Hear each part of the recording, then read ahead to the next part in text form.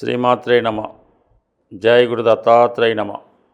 మీనరాశి వారికి సెప్టెంబర్ 16 నుంచి 30వ తారీఖు మధ్యలో జరగబోయే పక్ష ఫలితాలు పరిశీలించినప్పుడు మరి ఈ రాశి వారికి ముఖ్యంగా కుజుడు ధన భాగ్యాధిపతిగా అష్టమ స్థానంలోకి రావడం జరిగింది. అంటే మీరు ఆర్థిక పరంగా ఏదో పెద్ద ప్రయత్నం అనేది చేయడం జరుగుతూ ఉంటుంది. ఏదైనా ఒక స్థిరాస్తి అమ్మడం కానీ, పెద్ద మొత్తంలో ఏదైనా రుణ ప్రయత్నం చేయడం జరుగుతూ ఉంటుంది.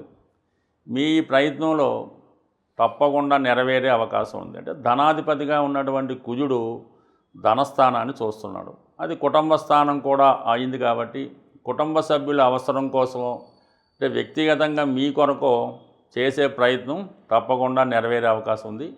కుజుడు భాతృకారకుడు అలాగే భర్తకారకుడు అవ్వటం వల్ల వాళ్ళ సహకారంతో మీకు ఆర్థిక పరంగా మీ కుటుంబానికి అవసరమైనటువంటి ధనం సమకూరే అవకాశం ఉంది. అది స్థిరాస్తి అమ్మడం వల్ల, స్థిరాస్తిపై వచ్చే ఆదాయమా, లేదంటే మీకు రావాల్సినటువంటి భాగం మీకు రావడం వల్ల కంపల్సరీగా రావడం జరుగుతుంది. అదే దీంతో పాటుగా కుజుడు 11వ స్థానాన్ని కూడా వీక్షిస్తున్నాడు. దీనివల్ల కూడా మీకు అన్నదమ్ముల సహకారంతో కానీ, వృత్తిలో మీకు లాభం ద్వారా కానీ, ఒక రాయల్టీ రూపంలో కానీ కంపల్సరీగా ఒక ఆకస్మికంగా మీరు అనుకున్న దానికన్నా అధిక మొత్తంలో ఆర్థికపరమైనటువంటి సహకారం మీకు సమయంలో లభిస్తుంది. అది భూమి ద్వారా కానీ, బంగారం ద్వారా కూడా వచ్చే అవకాశం ఉంది. దాంతోపాటుగా మీకు ఈ గురుగ్రహం 4వ స్థానంలో ఉండడం వల్ల మాతృ సౌఖ్యం, పుట్టింటి వారి నుంచి సహకారం కంపల్సరీగా రావడం జరుగుతూ ఉంటుంది. అయితే ఇవన్నీ అనుకూలంగా ఉన్నప్పటికీ కూడా 12వ స్థానంలో ఉన్నటువంటి రాహు మీకు న్యాయంగా రావాల్సినది రాకుండా ఏదో విధంగా మిమ్మల్ని మీరు ఎవరినైతే బాగా నమ్ముతారో వాళ్ళ వల్లే ఎక్కువ ఇబ్బందులు రావడం జరుగుతూ ఉంటుంది. అంటే మీరు నమ్మిన వాళ్ళు మీ అభివృద్ధి కాకుండా మీ పతనాన్ని కోరుకోవడం జరుగుతూ ఉంటుంది. అంటే మీరు ఈ స్థితిలో ఉండడమే వారికి చాలా హ్యాపీగా ఉంటుంది. ఈ విధంగా మిమ్మల్ని వాడుకుంటూ మిమ్మల్ని వాళ్ళ చేతిలో పెట్టుకునే ప్రయత్నం చేస్తూ ఉంటారు. కాబట్టి మీరు ముందు వాళ్ళ యొక్క కబంధ హస్తాల నుంచి బయటపడికి రావాల్సి ఉంటుంది. అంటే అది వ్యక్తులు అవ్వచ్చు, ఏదన్నా ఒక బలహీనతలు అవ్వచ్చు, ఏదో ఒక వీక్నెస్ కూడా కావచ్చు. ముందు మీరు దాని నుంచి బయటికి పడితే ఈ సౌకర్యాలన్నీ మీకు లభించే అవకాశం ఉంది. రాశి యందు ఉన్నటువంటి శని భగవానుడు కూడా మీరు ఏదైనా ఒక నిర్ణయం తొందరగా తీసుకోకపోవడం వల్ల, ప్రతి పని ఆలస్యం చేయడం వల్ల కూడా కొన్ని రావాల్సినటువంటి అవకాశాలు మీకు రాకుండా పోవడం జరుగుతూ ఉంటుంది. అందువల్ల మీరు చాలా యాక్టివ్గా పనిచేస్తే తప్ప మీరు అనుకున్న గమ్యస్థానాన్ని ఈ సమయంలో చేరుకోవడం కష్టమవుతూ ఉంటుంది. అంటే ఇది 3 రకాలుగా ఈ శని భగవానుడు జన్మశని ప్రభావం. అంటే ఇది బాల్య దశలో ఉన్నవాళ్ళంటే ఎక్కువ ఎడ్యుకేషను 20-30 సంవత్సరం లోపు ఉన్న వాళ్ళకి ఎడ్యుకేషన్ మీద ప్రభావం చూపుతూ ఉంటుంది. చెడు అలవాట్లకి లోనవుతుంటారు. నిరంతరం పడుకొని ఇతరుల మీద ఆధారపడడం జరుగుతూ ఉంటుంది.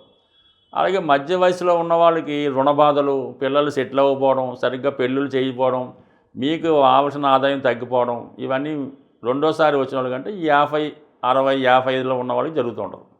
మూడోసారి సాధారణంగా 65 అలాగే 60 దాటిన వాళ్ళకి హెల్త్ పరమైన ఇబ్బందులు, ఏదో యాక్సిడెంట్ అవ్వడం, ఈ కాలు జారి పడడం, నడు విరగడమో, చెయ్యి ఇరగడమో, దీర్ఘకాలిక అనారోగ్యమో, ఇతరుల మీద ఆధారపడడం, ఈ విధంగా అంటే అందరికీ ఒకేలాగా ఉండదు. వాళ్ళ ఏజ్ని బట్టి కామన్గా నడుస్తూ ఉంటుంది.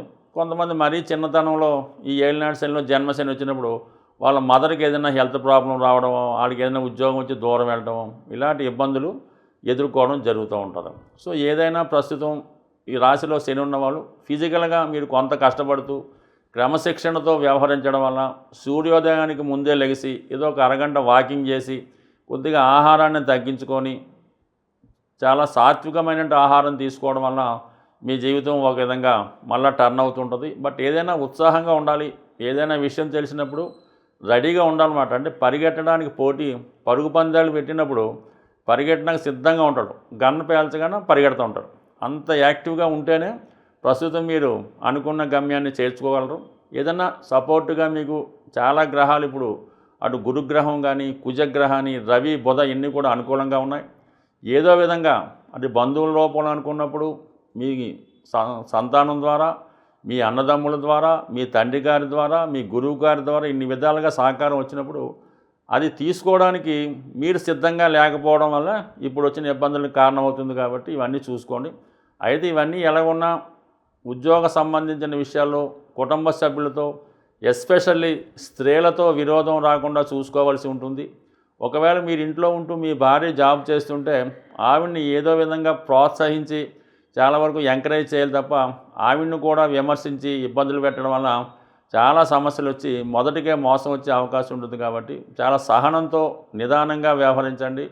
మిమ్మల్ని పట్టి పీడిస్తున్నటువంటి వాటి నుంచి బయటపడే ప్రయత్నం చేస్తే మీ జీవితం తప్పకుండా మారే అవకాశం ఉంటుంది.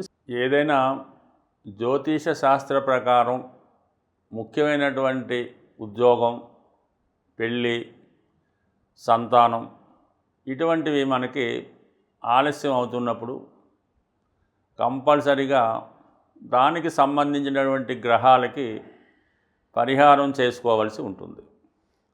ఇప్పుడు ముఖ్యంగా వివాహం, సంతానం ఈ రెండిటికి పరిష్కారం చేసుకోవాలనుకున్నప్పుడు సులభంగా మీ యొక్క జన్మజాతకంలో 5వ స్థానాధిపతిని తెలుసుకోవాల్సి ఉంటుంది. ఈ 5వ స్థానాధిపతి అంటేనే మన పూర్వపుణ్యాన్ని ఈ జన్మలో అనుభవించడానికి చేస్తూ ఉంటాడనమాట.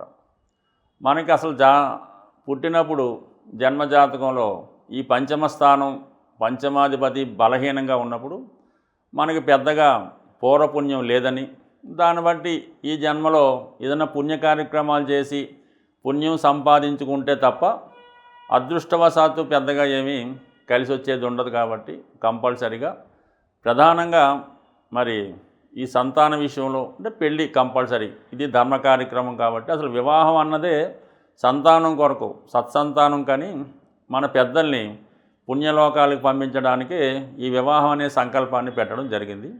ఈ వివాహం జరగకపోయినా, వివాహం అయి పిల్లలు కలగకపోయినా మరి మీ జాతకంలో పూర్వపుణ్య స్థానాధిపతి తీసుకొని ఆ పూర్వపుణ్య స్థానాధిపతి ఏ పాపగ్రహంతో కలిసి ఉన్నాడా, లేదంటే ఏదన్నా ఇంకొక శుభగ్రహంతో కలిసి ఉన్నాడా అన్నది తెలుసుకొని ఆ కలిసి ఉన్నటువంటి పాపగ్రహానికి మనం కంపల్సరిగా పరిహారం చేసుకుంటూ మన పూర్వపుణ్య స్థానానికి సంబంధించినటువంటి గ్రహానికి కూడా పరిహారం చేసుకోవాల్సి ఉంటుంది. అంటే పూర్వపుణ్య స్థానాధిపతి, పంచమాధిపతి బలం చెందాలంటే దానం రూపంలో దాన్ని ఇంప్రూవ్ చేసుకోవాల్సి ఉంటుంది. అంటే అది భూదానమా, గోదానమా, సువర్ణదానమా, ఏదన్నా సరే మీ యొక్క స్థాయిని బట్టి పంచమాధిపతికి దానం రూపంలో బలం చేసుకుంటే పూర్వపుణ్యం జనరేట్ అవుతుంది. అయితే దానికి ఒక పాపగ్రహం చూసినా, ఒక పాపగ్రహం కలిసి ఉన్నా ఆ పాపగ్రహానికి పరిహారం చేయాలి. అంటే దానికి దానం రూపంలో కాకుండా ఆ గ్రహానికి జపం చేయించడం వల్ల కానీ, లేదంటే ఆ గ్రహానికి సంబంధించినటువంటి దేవతని ఆరాధించి హోమం, అంటే జపంతో పాటు జపము, దానం, తర్పణం, హోమం ఇవన్నీ చేయించుకోవడం వల్ల ఆ గ్రహం సంతృప్తి చెంది మీకు శీఘ్ర ఫలితాన్ని ఇవ్వడం జరుగుతూ ఉంటుంది.